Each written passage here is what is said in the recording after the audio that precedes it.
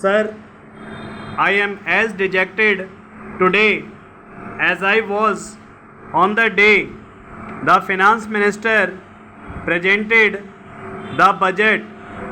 The description of the problems is correct, but the proposed solutions are not acceptable to us. I do not agree with the concept that linking the Indian economy with the world economy will improve the situation. By world economy, we mean the combined economy of the G8 nations. These nations taken together account for 12% of the world's population and 70% of the world's production. How can we compare the economy of poor countries like India with the economies of those nations when the per capita income in India is rupees 40,000 and the per capita income in USA is rupees 5 lakhs, and in the case of G8 it is between rupees 5 lakhs and rupees 4 lakhs.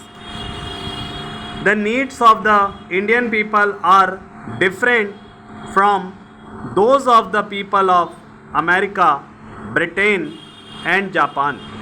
When we return from visits to foreign countries, we talk about the developments in those countries and want to know why such developments do not take place in India. We always try to adopt the latest trends in foreign countries, but this thinking is detrimental to national interest. Therefore, it is not possible for me to think that the way the Honorable Minister of Finance thinks, nor do I agree to these views. Mr. Speaker, sir, I heard the speech delivered by the Honorable Minister of Finance. He reiterated the same point that had we failed to pay back the debt we have taken, we would have also been in the same condition in which countries of Latin America have fallen.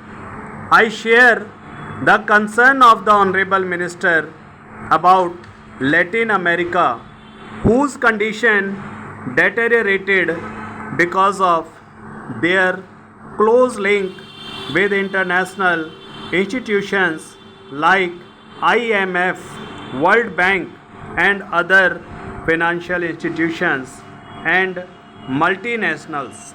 Therefore, Mr. Speaker, sir, I would like to tell the people of the country this stark reality that by getting the finance bill passed, the government is going to take the path which would lead to a dangerous situation and which will not be a different situation from the situation of political slavery of the country passed through for a long time. Unless corrective measures are taken against the implementation of this bill, especially when the country is in a very bad shape.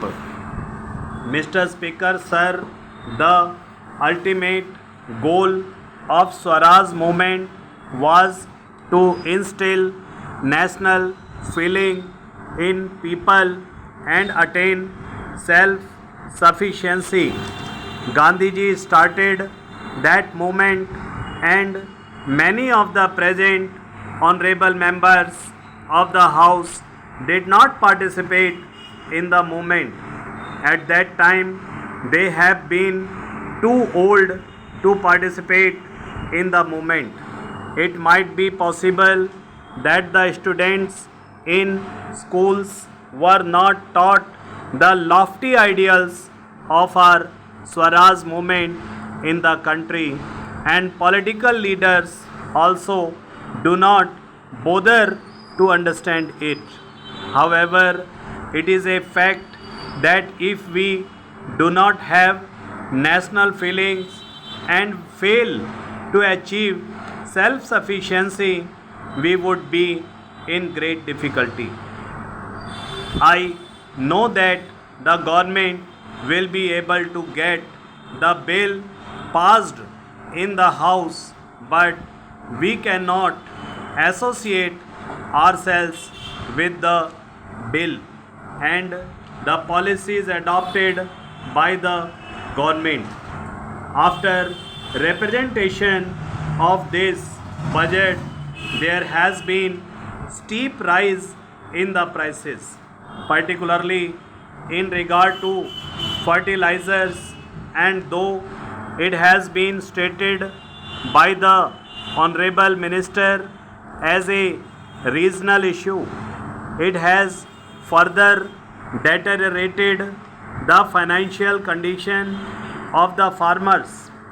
Mr. Speaker, sir, in my view of the present situation, I fear the policy adopted by the government and the budget would lead the country towards destruction.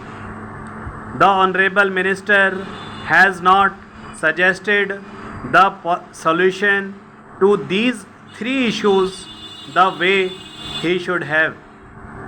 When Mr.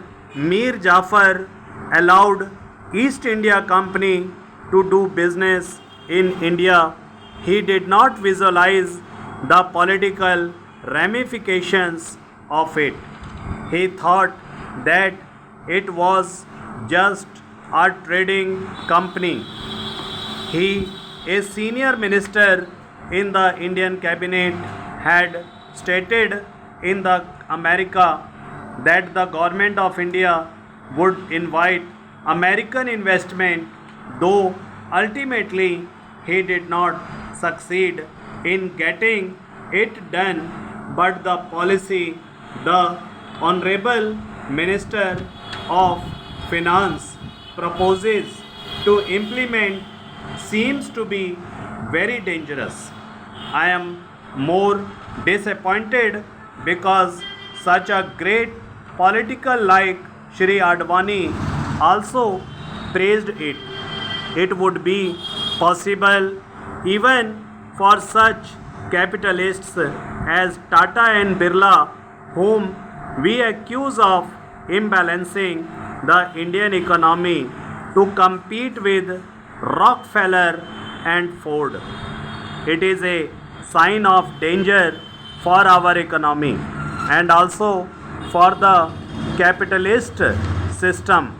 The industrialists who fail to understand the motive of the bill, we have to repent and face the consequences afterwards.